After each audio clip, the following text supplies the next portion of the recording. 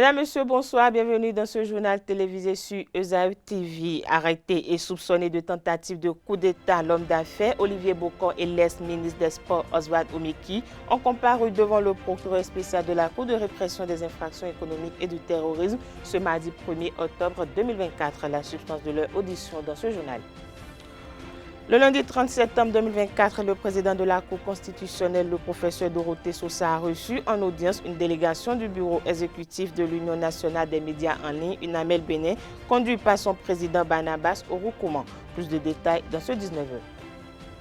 En sport, l'entraîneur de Dadia FC, vice-champion en titre, s'est prononcé sur la performance.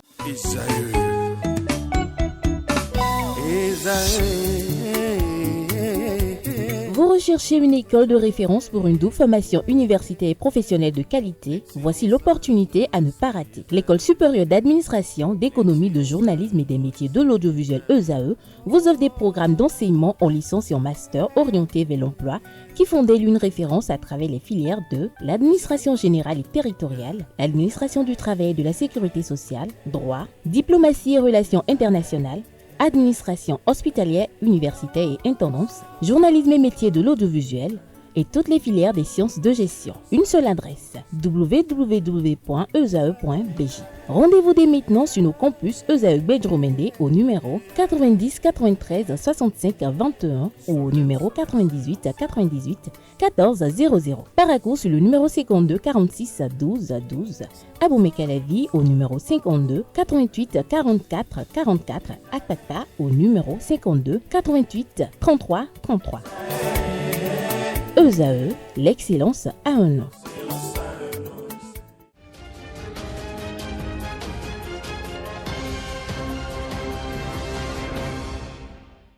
Bienvenue dans cette édition. Si vous nous rejoignez alors qu'ils ont fait le périple devant la Cour de répression des infractions économiques et du terrorisme ce mardi 1er octobre 2024, les mises en cause dans le dossier de tentative de coup d'État contre le président Patrice Talon au Bénin, l'ancien ministre des Sports Oswald Omeki et l'homme d'affaires Olivier Bokor devront séjourner dans l'une des maisons d'arrêt du Bénin en attendant leur procès. Mario Metton, au procureur spécial, près la dite juridiction, a requis contre les intéressés un mandat de dépôt.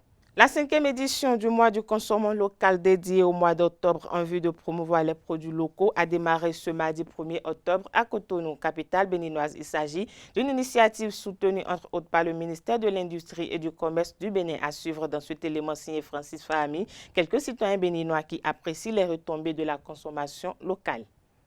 Quand on consomme local, on peut aussi être en bonne santé. Parce qu'on ne sait pas ce qu'on nous amène de l'étranger, on ne sait pas comment ça se produit. Mais ce qui est produit chez toi, tu sais comment ça se produit et tu peux le manger comme tu veux. Consommer local, c'est une très bonne chose. Et en tant que Béninois, nous devons consommer local. Et je vais demander à nos dirigeants aussi de s'habiller localement. Puisque vous les voyez, nos dirigeants, souvent, ils sont dans des costumes que j'ai toujours déploré. S'ils peuvent porter nos habits locaux, je pense que c'est bon. Ça peut s'étendre même sur un an. Vous voyez un peu? Parce que même la cherté de la vie qui court aujourd'hui, là, c'est ça. Vous voyez un peu? Quand on va commencer par manger de chez nous, là, ce serait une très bonne chose. Quand vous faites un tour dans nos marchés, nos supermarchés, nos supérettes, tout ça là, vous allez voir que la plupart c'est des produits venus de l'étranger. Consommons local, oui, mais le coût aussi, parce que les produits locaux sont encore plus chers que les produits importés. Si c'est bien, parce que ce qu'on a importé, on ne sait pas l'origine, on ne sait pas comment ça a été fait, mais les produits locaux, on sait très bien que c'est sur notre terre qu'on a semé ça, c'est sur notre terre qu'on a récolté ça. C'est sur notre terre qu'on a tout préparé. Donc, c'est normal. Si tu prends le cas du Sorabi, c'est le whisky local que nous consommons bien. Et après ça, il y a beaucoup. Il y a beaucoup de choses. Et pour faire encore la promotion de cette consommation locale, je pense que si l'État pouvait créer une cantine publique où on va faire la promotion des produits locaux là. C'est une très bonne chose. Le gouvernement aussi doit avoir un œil sur ça. Un mois là, c'est peu. il faut que ça soit, comment dire, ça soit quelque chose de répétitif, quoi. Hein? On fait ça au moins chaque fin du mois, là, ce sera encore une bonne chose. Le gouvernement n'a qu'à subventionner les produits locaux pour que ça devienne un peu moins cher, pour que nous pouvons avoir l'accès aux produits locaux. Si c'est cher, les gens seront obligés d'aller vers les produits importés. Quand vous allez exiger, par exemple, je prends le riz américain qu'on avait amené, les gens n'aiment pas ça. Les gens préfèrent le riz thaïlandais, chinois, indien et autres. C'est ça. Voilà le problème. Le président de la Haute Autorité de l'Audiovisuel et de la Communication, HAC, Edouard Loko, interpelle les responsables des organes de presse au sujet du traitement de ces activités. C'est à travers un communiqué de presse en date du 24 septembre 2024. Suivons ensemble.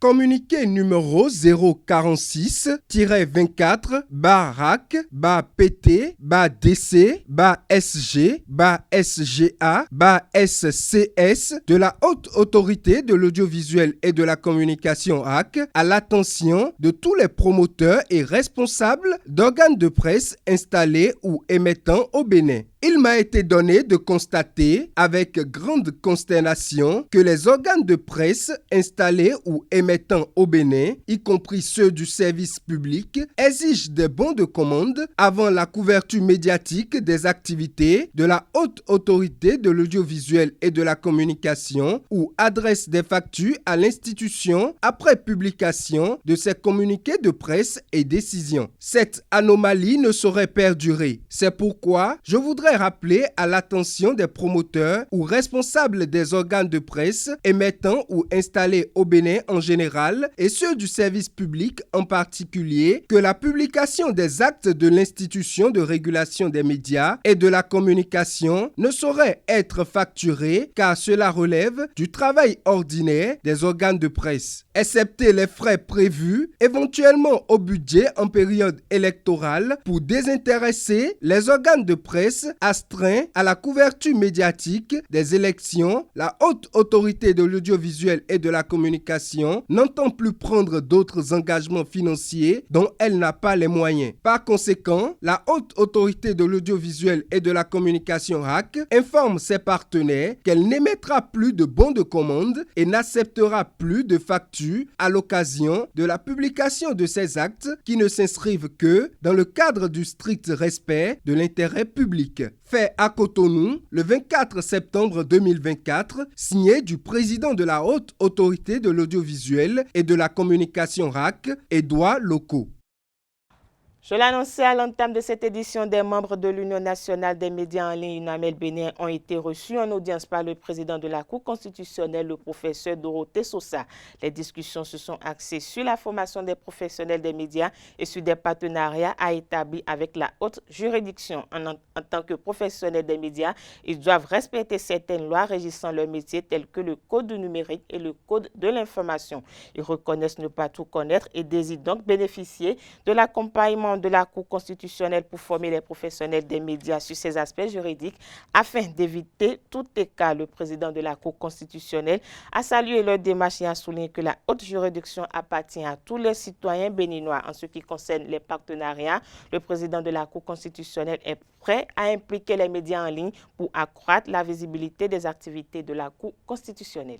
Razak Issifou Amouda, l'ancien président de la Cour constitutionnelle du Bénin, est désormais membre du Conseil économique et social. Il a été désigné par l'Assemblée nationale du Bénin, membre du parti Union progressiste Le Renouveau. Razak Issifou Amouda a été choisi pour être le représentant au plan national de la formation politique au Conseil. Pour rappel, le magistrat avait succédé le président Joseph Dogbenou à la Cour constitutionnelle, lui qui a assumé l'intérim de la présidence de la haute institution pendant 3 mois. Razak Issifou Amouda a été désigné au même titre que 50 autres représentants par les 3 partis politiques présents au Parlement au CES. Le nouveau membre du Conseil économique et social est un magistrat à la retraite.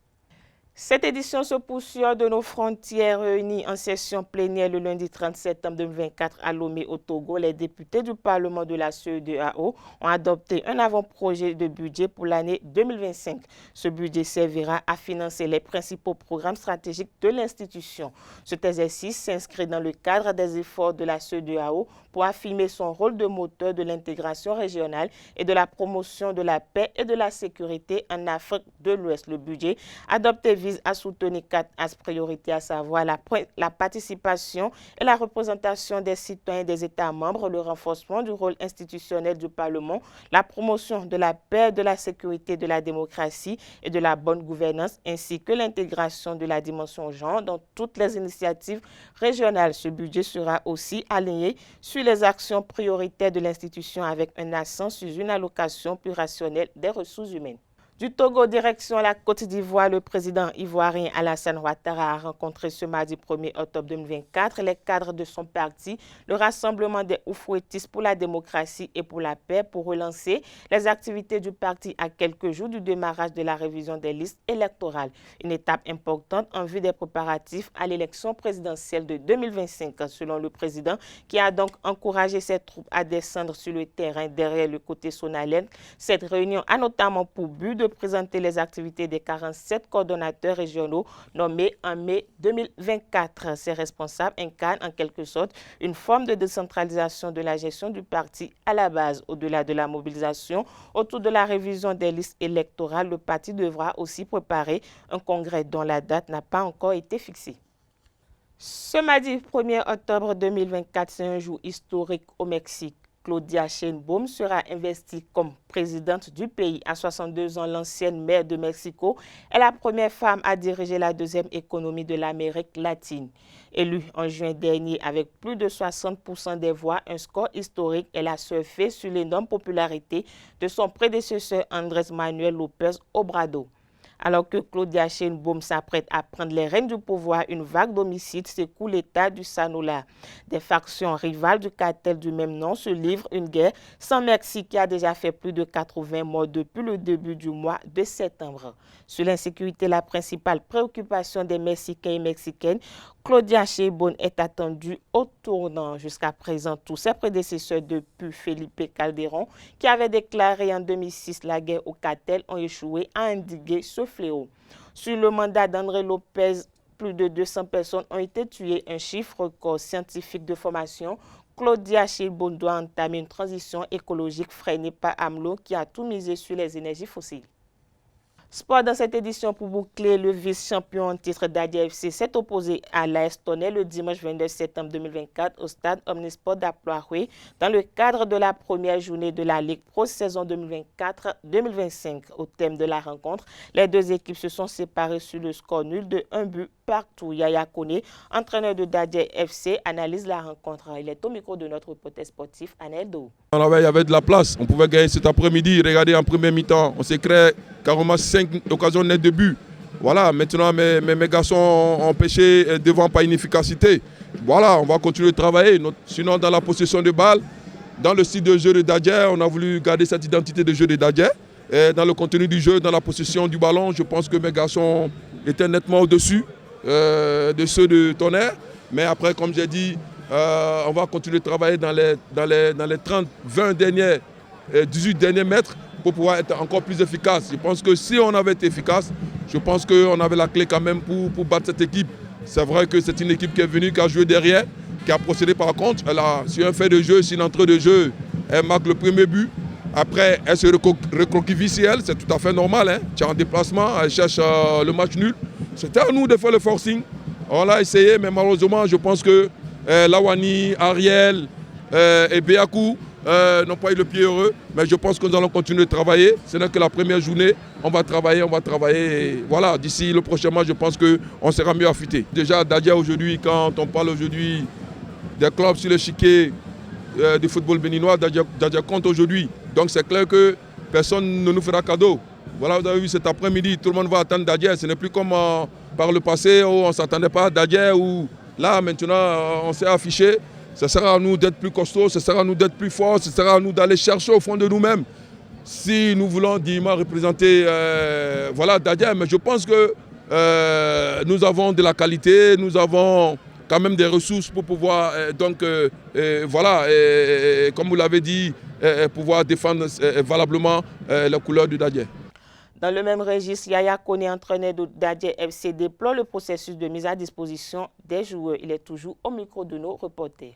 Notre équipe est carrément remodelée parce qu'avec le départ de certains joueurs qui étaient venus pour nous prêter main forte, aujourd'hui ces joueurs sont partis. Donc aujourd'hui on a fait appel à certains joueurs pour venir donc étoffer notre équipe. Mais comprenez que ça va prendre du temps. Ça va prendre du temps. Et là aussi, vous avez vu cet après-midi, on n'a pas vu... c'est la Ciblesse. Voilà, cet attaquant qui a fait 3 buts en 4 matchs. Et voilà, les buteurs, ça ne coupe pas les rues. Ça ne coupe pas les rues. Je pense que c'est ça aussi qu'un entraîneur demande. D'avoir des joueurs, il faut mettre ces joueurs-là à sa disposition. Je pense que c'est la Ciblesse là, cet après-midi, c'est un autre match. Vous avez vu, on s'est créé pas de 8 occasions. Mais après, vous avez vu que je n'ai même pas fait de changement au niveau de l'attaque. Parce que sur le banc de touche, il n'y a pas d'autres attaquants. Ça aussi, c'est la vérité qu'il faut le dire. Je pense qu'aujourd'hui, Dadje a un gros défi à relever. Et pour le faire, en tant qu'un technicien, en tant qu'un entraîneur, je pense que j'ai besoin des joueurs qui peuvent me permettre de pouvoir atteindre ces objectifs-là. Mais lorsque tu demandes des joueurs que tu n'arrives pas à les avoir, c'est difficile. Voilà, c'est la fin de cette édition. Merci de l'avoir suivi. Agréable soirée à tout un chacun.